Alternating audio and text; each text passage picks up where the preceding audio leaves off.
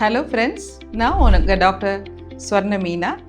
நான் கவர்மெண்ட் ஹாஸ்பிட்டலில் chief civil சர்ஜனாக இருந்து இப்போ கிரேஸ் ஹாஸ்பிட்டல் கலியக்காவிலையில் மகளிர் மற்றும் மகப்பேறு மருத்துவராக பணியாற்றிக்கிட்டு இருக்கேன்.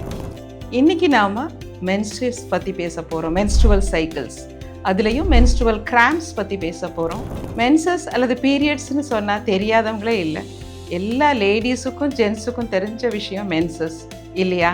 இந்த மென்சஸ் வர்றப்போ எல்லாருக்கும் சந்தோஷமாக இருக்காது, ஜாலியாகவும் இருக்காது, ரொம்ப கஷ்டமான டைம் தான்.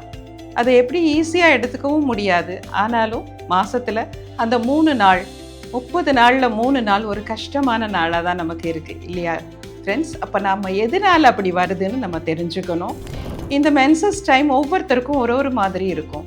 மந்த்லி வர மென்சஸ் பீரியட்ஸ்க்கு முன்னாடி சில பேருக்கு வலி ஆரம்பிச்சிடும், சில பேருக்கு பீரியட்ஸ் ஆரம்பித்ததுக்கு அப்புறம் வலி இருக்கும்.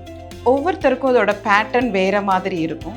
மென்சஸ் டைமில் பெயின் இருக்கலாம், அப்டாமினல் பெயின், அதாவது அடிவயிறு வலி, பேக் பெயின் என்று சொல்லக்கூடிய இடுப்பு வலி, கால் வலி. வலி மாத்திரம் இல்லை, நமக்கு டயரியா மாதிரி இருக்கலாம், வாமிட்டிங் மாதிரி இருக்கலாம், அடிக்கடி பாத்ரூம் போகணுங்கிற ஒரு யூரினரி சென்சேஷன் இருக்கலாம். அது மாத்திரம் இல்லை, எமோஷ்னலாகவும் நம்ம ரொம்ப டிஸ்டர்ப்டாக இருப்போம். எல்லார் மேலேயும் எரிச்சல் வரும், கோபம் வரும், நம்மளை யாரும் சரியாக பார்த்துக்கல, நாம் மாத்திரம்தான் கஷ்டப்படுறோங்கிற மாதிரியெல்லாம் தோணும் இல்லையா? இது ஒவ்வொருத்தருக்கும் ஒரு மாதிரி இருக்கும். எனக்கு ஒரு மாதிரி இருக்கும், உங்களுக்கு ஒரு மாதிரி இருக்கும். It's a different feeling because of the hormones. இது எதனால அப்படி வருது? நமக்கு சில ஹார்மோன்ஸோட சேஞ்சஸ்னால வருது. மெயினாக ஈஸ்ட்ரோஜனும் ப்ரொஜெஸ்ட்ரானும் தேவைப்பட்டாலும் ப்ராஸ்டாகிளாண்டிங்கிற ஒரு ஹார்மோன் நம்மளுடைய கர்ப்பப்பை மேலேயும் முட்டைப்பை மேலேயும் ஆக்ட் பண்ணும்போது, நம்ம ஒரு ஆரஞ்சு பழத்தை எடுத்துட்டு நம்ம புழிஞ்சோன்னா எப்படி சாறு வருதோ அதே மாதிரி கர்ப்பப்பை ஒவ்வொரு முறையும் அந்த பீரியட்ஸ் டைமில் ஒரு ஆரஞ்சு பழம் புளியிற மாதிரி கர்ப்பப்பையை புழிஞ்சி உள்ளே இருக்கிற அந்த டிஷ்யூ எது தேவைப்படுதோ, ஒரு ப்ரெக்னென்சிக்கு ஒரு குழந்தைய பாதுகாக்கிறதுக்கு ஒரு பெட்டு மாதிரி ஃபார்ம் பண்ணியிருக்கிறோம். அந்த பெட்டில் போய் இந்த கரு முட்டை உட்காரணும். அது உட்கார முடியாமல் போகும்போது அது புழிஞ்சு வெளியே தள்ளுது. அப்போ த ஹோல் யூட்ரஸ் அதை புழிஞ்சு வெளியே தள்ளுறது தான் அவ்வளோ பெரிய பெயினாக இருக்கும். அப்போது அதுக்கு ப்ராஸ்டாகிளாண்டின்னு ஒரு ஹார்மோன் வேணும். அந்த ப்ராஸ்டாகிளாண்டின்கிற ஹார்மோனை நம்ம மட்டுப்படுத்துறதுக்கு பெயின் ரிலீவர் கொடுக்கலாம். அப்போ இதை எப்படி சரி பண்ணலாம்? நம்ம ஒரு பெயின் ரிலீவர் மாதிரி மெடிகேஷன் கொடுக்கலாம். அது மாத்திரம் இல்லை, நம்முடைய லைஃப் ஸ்டைலில் சின்ன சின்ன சேஞ்சஸ் பண்ணிக்கலாம். அப்போது நமக்கு ரொம்ப பெயின் இருந்துச்சுன்னா ஒரு ஹாட் வாட்டர் பேக்கை வச்சுக்கலாம். அது மாத்திரம் இல்லை, நாம் நல்லபடியான ஃபுட்டு எடுத்துக்கணும். என்னெல்லாம் ஃபுட்டு? க்ரீன் கலரில் இருக்க எல்லா ஃபுட்டும் நமக்கு ஃபைபர் கண்டென்ட் இருக்கிறது நல்லது. சில ஃப்ரூட்ஸ் நல்லது. அதெல்லாம் நீங்கள் நேரடியாக வரும்போது நம்ம சொல்லி தருவோம், என்ன ஃப்ரூட்ஸ் சாப்பிட்லாம், என்ன வெஜிடபிள்ஸ் சாப்பிடலாம்.